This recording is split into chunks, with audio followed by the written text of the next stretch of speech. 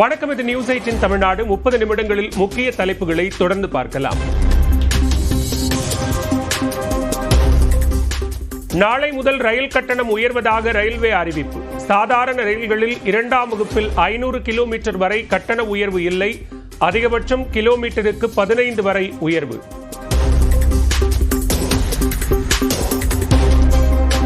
விரைவு ரயில்களில் 2ஆம் வகுப்பு ஸ்லீப்பர் வகுப்புகளில் கிலோமீட்டருக்கு 1 பைசா கட்டணம் உயர்கிறது. விரைவு ரயில்களில் கிலோமீட்டருக்கு 2 பைசா அதிகரிக்கப்படுவதாகவும் ரயில்வே அறிவிப்பு.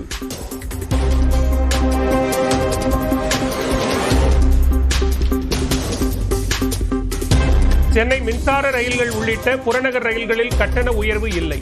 புறநகர் ரயில்களில் சீசன் கட்டணமும் உயராது என ரயில்வே அறிவிப்பு.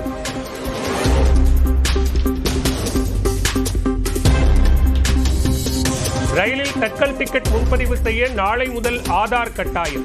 தட்கல் முன்பதிவு தொடங்கியதும் ஏஜென்ட்டுகளுக்கு முதல் 30 நிமிடங்கள் அனுமதி இல்லை.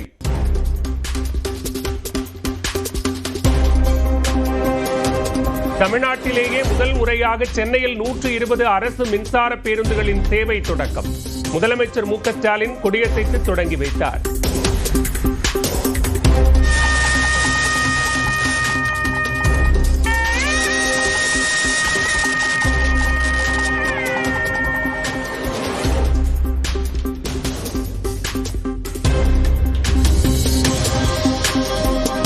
ஒருமுறை சார்ஜ் செய்தால் 200 கிலோமீட்டர் தூரம் பயணிக்கும் மின்சார பேருந்துகள்.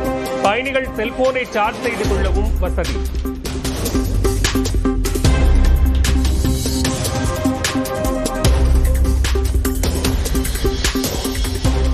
மடப்புரம் கோயில் காவலாளி அஜித்குமார் உயிரிழந்த வழக்கு சிபிசிஐடிக்கு மாற்றம். ஏற்கனவே 6 காவலர்கள் சஸ்பெண்ட் ஆன நிலையில் தமிழக டிஜிபி சங்கர் ஜிவால் உத்தரவு.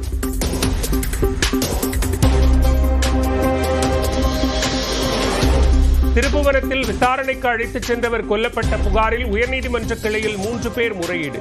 தீவிரவாதியா, தூக்கிச் சென்று அடித்து கொலை செய்துள்ளீர்கள் என்று காவல்துறைக்கு நீதிபதி கேள்வி.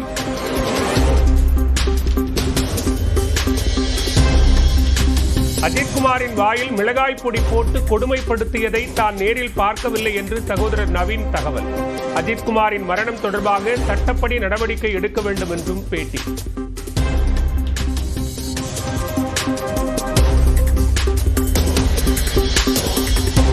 காவலாளி அஜித்குமார் அடித்துக் கொல்லப்பட்டதாக கூறப்படும் புகார் தொடர்பாக மடப்புரம் கோவிலில் திருப்புவனம் நீதிமன்ற நீதிபதி வெங்கடேஷ் பிரசாத் ஆய்வு. கோயிலின் உதவி ஆணையர் அலுவலகத்திலும் ஆய்வு மேற்கொண்டார்.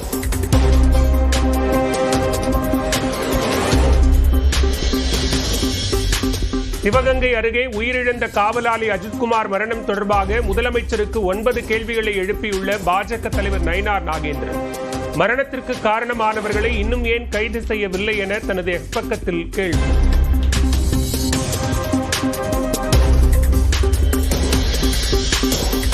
திருப்பூர் அருகே அவிநாசியில் புதுப்பெண் ரித்தன்யா தற்கொலை தொடர்பாக தந்தை அண்ணாதுரையிடம் ஆர்டிஓ விசாரணை. மகளுக்கு நடந்த கொடுமைகளை கூறி கண்ணீர் மல்க பேட்டி. நகை என்னாச்சு, பணம் என்னாச்சு, தொழில் செஞ்சு கொடுப்பீங்களா மாட்டீங்களா, 300 போட்டிருந்தீங்களா, 300 எங்க போனாங்க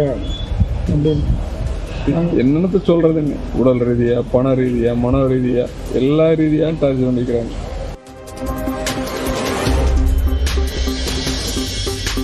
ஆன்லைன் ரம்மியை தடை செய்த அரசு டாஸ்மாக் கடைகளை ஏன் மூடவில்லை என அரசுக்கு உயர்நீதிமன்ற மதுரை கிளை கேள்வி.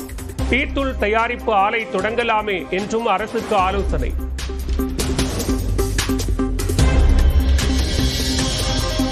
சென்னை நுங்கம்பாக்கத்தில் உதவி ஆய்வாளர் வீட்டில் 8 வயது பெண் குழந்தை மயங்கி கிடந்ததால் அதிர்ச்சி. பாலியல் தொல்லை கொடுத்ததாக பெற்றோர் புகார்.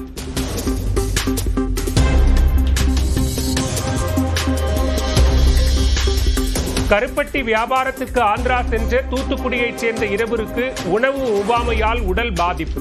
சென்னை ராஜீவ்காந்தி அரசு மருத்துவமனையில் சேர்க்கப்பட்டு சிகிச்சை பலனின்றி உயிரிழப்பு.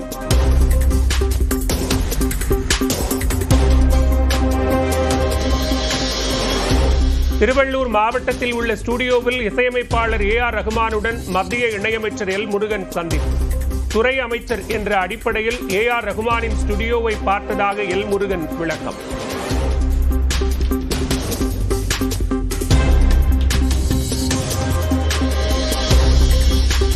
ஆழ்கடத்தல் வழக்கில் எம்எல்ஏ ஜெகன்மூர்த்தியை கைது செய்ய தடை விதித்தது உச்சநீதிமன்றம். 25,000 ரூபாய் பிணைத்தொகை செலுத்தி ஜாமீன் பெற உத்தரவு.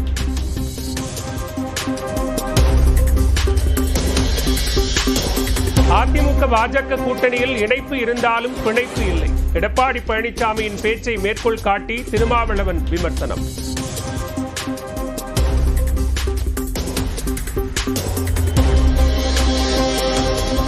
திமுகவை விட திருமாவளவனுக்கே அதிக வாக்குகள் இருப்பதாக அதிமுக முன்னாள் அமைச்சர் நத்தம் விஸ்வநாதன் கருத்து.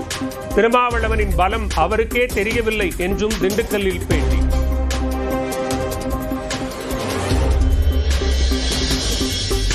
தமிழ்நாட்டில் கூட்டணி ஆட்சியா இல்லையா என்பதை அமித்ஷாவும் எடப்பாடி பழனிசாமியும் முடிவெடுப்பார்கள். மத்திய இணையமைச்சர் எல் முருகன் திருச்சியில் பேட்டி.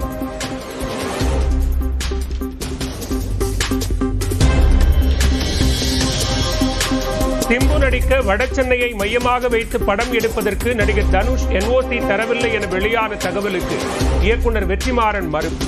பணம் கூட வாங்காமல் தடையில்லா சான்று வழங்க தனுஷ் சம்மதித்ததாகவும் விளக்கம்.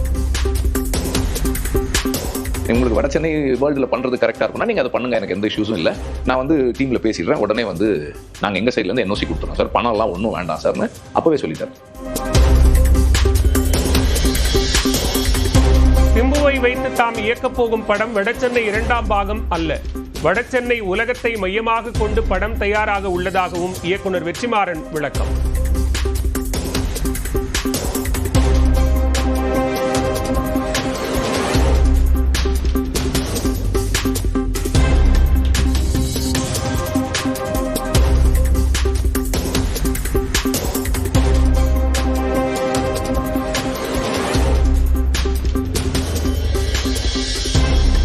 சென்னையில் ஆபரண தங்கத்தின் விலை சவரனுக்கு 120 ரூபாய் குறைந்து 71,320 ரூபாய்க்கு விற்பனை. தொடர்ந்து 10வது நாளாக சரிந்த தங்கத்தின் விலை.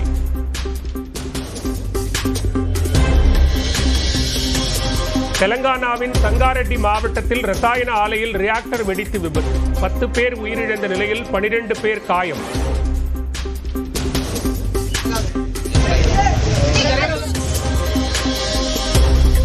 பீகார் மாநிலம் கயாவில் சுற்றுலா சென்ற இடத்தில் ஆற்றில் அடித்துச் செல்லப்பட்ட 6 இளம் பெண்கள்.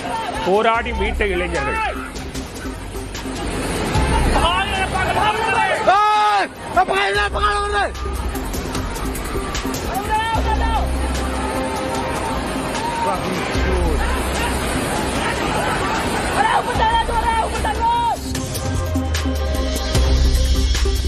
மத்திய பிரதேச தலைநகர் போபால் அருகே வாகனங்கள் திரும்ப வளைவு இல்லாமல் கட்டப்பட்ட ரயில்வே மேம்பாலம். வீடியோ வெளியாகி விமர்சனத்துக்குள்ளான நிலையில் 7 பொறியாளர்கள் பணியிடை நீக்கம்.